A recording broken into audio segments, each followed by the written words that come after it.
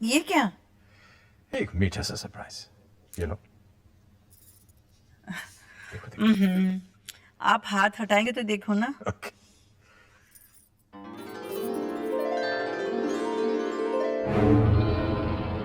ये कैसा मजाक है? ये मजाक नहीं, सच है। मैं ये शादी नहीं होने दूंगी। ये शादी नहीं हो सकती, हरगिज नहीं। कैसी बातें करती हो शोभा? मिली हमारी बेटी है, उसकी खुशियों के बारे में सोचना हमारी जिम्मेदारी नहीं? और मेरी खुशी की कोई मायने नहीं। अगर मिली ने अपना पति खोया है तो मैंने भी अपना इकलौता बेटा खोया है। अब अपनी आखिरी खुशी अपना पोता नहीं खो सकती मैं, नहीं। शोभना, तुम बात समझने की कोशिश करो। क्या समझूं? कहिए ना, क्या समझूं? समझने की तो आपको जरूरत है। अगर ये शादी हुई तो मिली के साथ तेरा पोता भी चला जाएगा। ये नहीं होगा। माँ होकर माँ का दर्द नहीं समझ रही हो तुम। यहाँ माँ रहेगी, बेटा तो वहीं रहेगा। मुझे समझा रहे हैं आप माँ का दर्द? उस माँ को जिसने अपने बेटे को अपने खून से सींचा, बड़ा किया और उसे खून में लथपथ उसे अपनी आंखों के सामने जाते भी देखा, हमेशा के लिए खो दिया है। फिर आप ही ने कहा हमारा अभी कहीं नहीं गया, अंश में ही समा गया है। तो उसी में अपने बेटे को ढूंढने की कोशिश करने लगी। जब वो मिल गया है तो आप कह रहे दोबारा उसे खो दूं? नहीं, हरगिज नहीं। जिसे तुम खोना कह रही हो, अंश के लिए वही पाना भी तो हो सकता है। उसे एक पिता मिलेगा शोभना, पिता, वो भी रजत जैसा, जो उससे बेहद प्यार करता है। बाप का यही प्यार अंश के लिए बहुत जरूरी है बीवी। लेकिन मेरे लिए अंश का होना बहुत जरूरी है। नहीं जी सकती हूँ मैं उसके बगैर, और वो मुझसे दूर कहीं नहीं जाएगा। बीवी,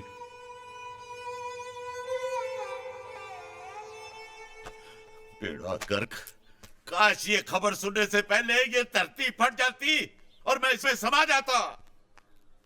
इस छोटे ने तो मेरी नाक काट डाली। क्यों जी, क्या किया है बलराज ने? जिस खानदान की मिसालें देते लोग नहीं थकते, अब उसी पर सारे थूकेंगे। पागल हो गया बलराज, पागल। ऐसा ना तुम करो। चुप रहो। अंग्रेजी के 4 अक्षर क्या पढ़ लिए, रिवायतों की उल्टी गंगा बहाने लग पड़ा। विधवा को श्राद्ध चढ़ाने चला है मूठ। हमारी 7 पुस्तों में ये अनर्थ न कभी हुआ है और न कभी होगा। रिवायतों की सफेद चादर पर मैं बदनामी का एक भी दाग नहीं लगने दूंगा, हरगिज़ नहीं। ये क्या कर रहे हैं? चाचू सीधे साधे आदमी है, इसलिए धोखा खा गए। लेकिन मैं देखते ही पहचान गया था कि ये रजत सही बंदा नहीं है। अरे दोस्ती की आड़ में मिली के साथ मिलकर लंबा हाथ मारना चाहता है, और वही हुआ। लेकिन मैं उसके इरादे कामयाब नहीं होने दूंगा। देखता हूं ये शादी कैसे होती। नमस्ते भाई साहब। अरे सुनो भैया, सुनो भैया,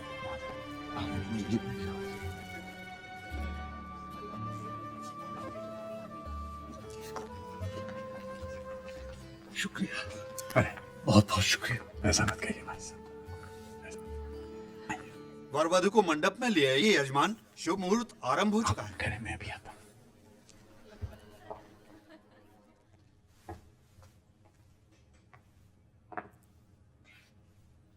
चलें बेटे।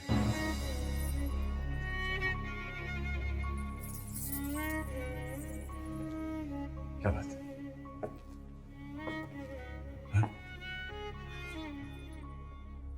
ये सोचकर मेरे कदम आगे ही नहीं बढ़ रहे बाबा कि मेरा घर मुझसे छूटा जा रहा है।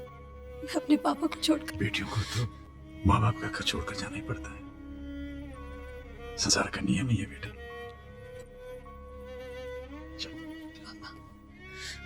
आपने मुझे बेटी कहा ही नहीं, माना भी है। मंडप में जाने के बाद इस रिश्ते की मोहर भी लग जाएगी। तब शायद मैं वो नहीं कर पाऊंगी जो मैं करना चाहती हूँ। बस एक बार, आखिरी बार मैं आपके पाँव छूना चाहती हूँ, आपके बहू के नाते। नहीं, नहीं।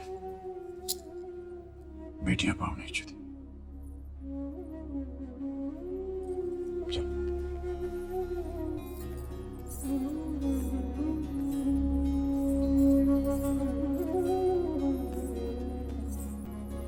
खुश रहो बेटे, खुश रहो।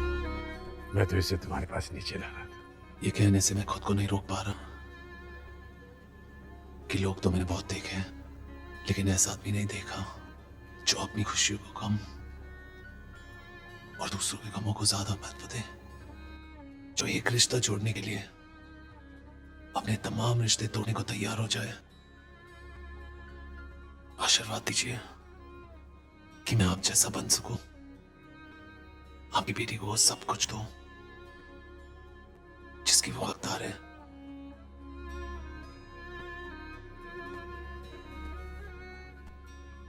मुझे तुम पर पूरा भरोसा है बेटे।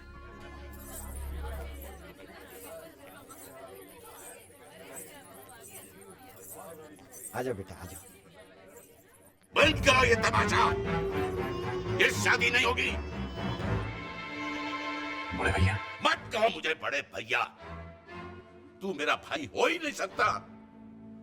मेरा भाई तो वो था जो मेरी हां पर हां और ना पर ना की मोहर लगाता था, जिसे सीने से लगाकर मुझे यकीन होता था कि वो हमारे खानदान की रवायतों को आगे बढ़ाएगा। पर तूने तो थूक दिया उन पर, आग लगा दी उनमें। अरे तू तो खुद ही देख चुका है परंपराओं को ठुकराने का नतीजा। विधवा की मौजूदगी से बदशुगनी ना फैले इसलिए नहीं लेकर आया था पुष्पा को अभी के ब्याह पर तू नहीं माना, बुलवा ही लिया इसे, और फिर बेटा खोकर उसका अंजाम भी देख लिया।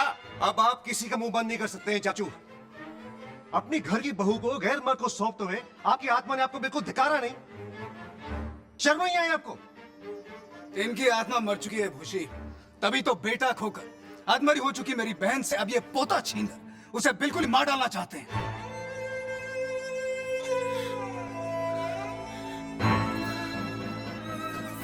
मम्मा प्लीज दीजिए, चलिए, और पापा को न जाने क्या क्या कह रहे, प्लीज मम्मा प्लीज। वाह जी जी वाह, अब आपके लिए वो पराई लड़की इतनी ज्यादा अपनी हो गई है कि उसकी खुशियों के नाम पर आप अपनी पत्नी की जान तक लेने पर उतारू हो गए।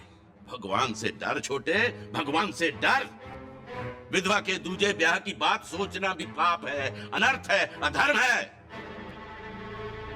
और अगर अभी तूने अपनी जिद नहीं छोड़ी तो कसम पुरखों की, शादी के इस हवन की अग्नि मेरी चिता की आग बन जाएगी। ये शादी कराने के लिए तुझे मेरी लाश पर से गुजरना होगा। अगर आपकी वजह से मेरे बाबूजी को कुछ हो गया ना चाचू, तो मैं सारे रिश्ते भूल के पता नहीं क्या कर जाऊंगा। कोई लिहाज नहीं करूंगा मैं। आप लोग जी, यहाँ पे कोई शादी वादी नहीं हो रही है, जाइए अपने घर। ओए पंडित उठो। बैठिए पंडित जी, बैठिए। और आप लोग भी बैठिए। मेरे हुक्म के ऊपर अपनी जिद रखने की तेरी हिम्मत कैसे हुई? धर्म, समाज, परंपराओं को लात मार कर क्या तू ये साबित करना चाहता है कि तू इन सबसे ऊंचा है, बहुत बड़ा है, भगवान है? नहीं, तू पागल है, पागल। हाँ मैं पागल हूं बड़े भैया, मैं पागल हूं। बहू को बेटी मानना अगर पागल बना है तो मैं पागल हूं। उसके आंसू पोंछना अगर पागल बना है तो मैं पागल हूं। उसकी अंधेरी जिंदगी में खुशियों की रोशनी भरना अगर पागल बने तो हाँ मैं पागल हूं। क्या कसूर है इस बच्ची का जो मैं इसे इस चार दीवारी के अंदर कैद करके मौत की सजा सुना दूं? यहाँ न हवा है, न रोशनी है, न किसी सवेरे की आस है। तेरी बच्ची कोई दुनिया की सबसे अनोखी विधवा नहीं है जिसके लिए तू अपने ही बंदों से बगावत पर उतर आया है। देख इधर, देख इसे, तेरे अपने ही छोटे भाई की विधवा है ये। पूरे 20 साल से खानदान की इज्जत को संभाले बैठी है अपने घर में। पूछ इससे, है कोई परेशानी? चैन से जी रही है कि नहीं? बता पुष्पा, तू ही बता। जी नहीं बड़े भैया, मुझे कोई परेशानी नहीं। 2 वक्त की रोटी खाती हूँ, तन ढकने के लिए ये बेरंग कपड़े हैं, और हाँ सांस भी लेती हूँ। अगर इसे जीना कहते तो मैं चैन से जी रही हूं।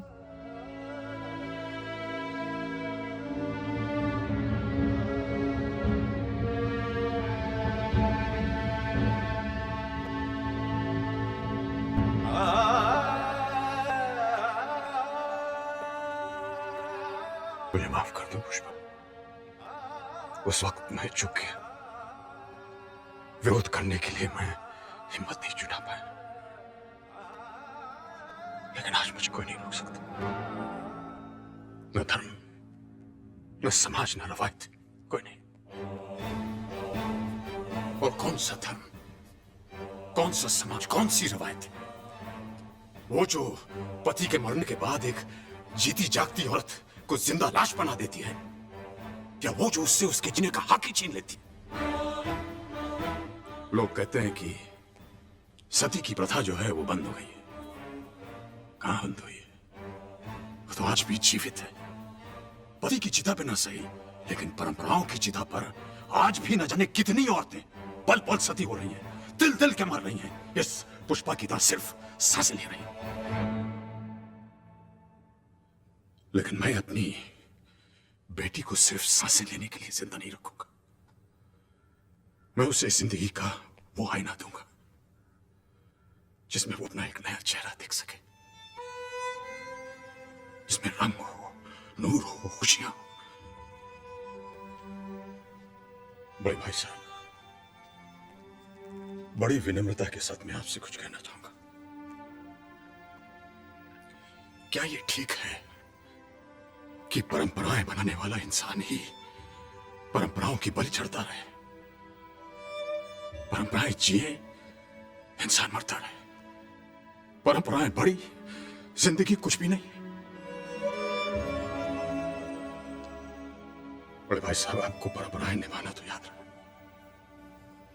लेकिन पुष्पा के आंसू पोंछना आप भूल गए।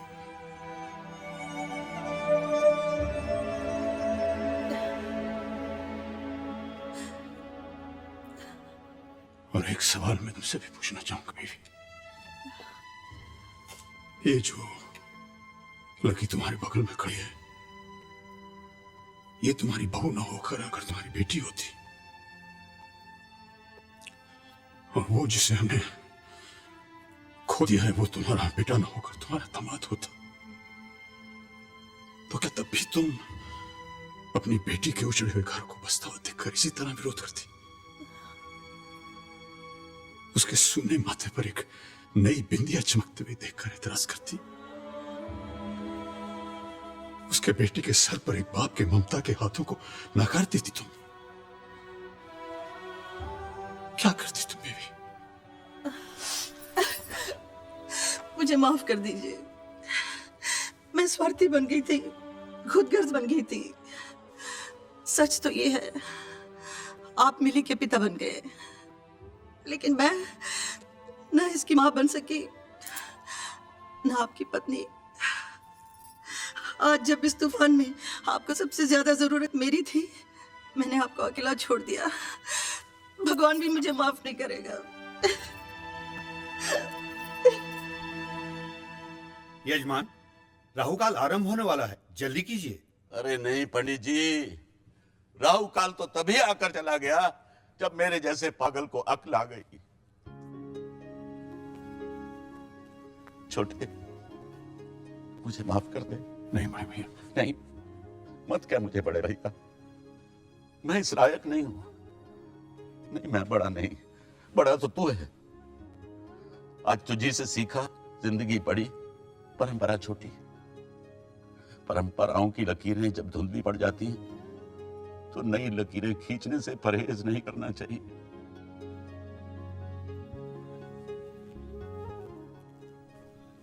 पुत्र जी, देर तो बड़ी हो गई, अब मेरी बात का कोई मतलब ही नहीं है।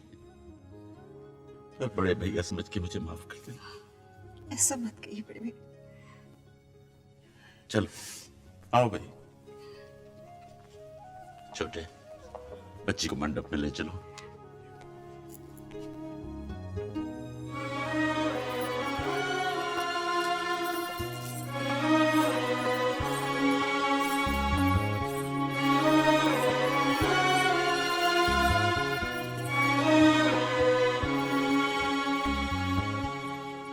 पंडित जी शुरू करो।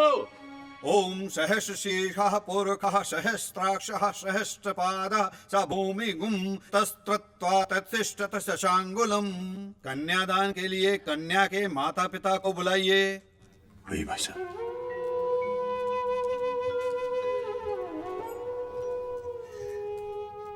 कन्यादान का अधिकार बेटी के बाबुल को होता है,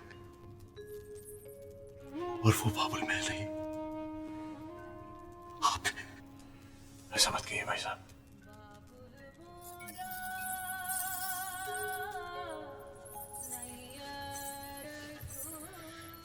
महकी की धैर्य लाने के बाद काश हर बेटी को आप जैसा बाबुल मिले पापा। आप जैसे बाबुल के हाथों जिसका कन्यादान हो, उसे खुद भगवान आशीर्वाद देने आते हैं।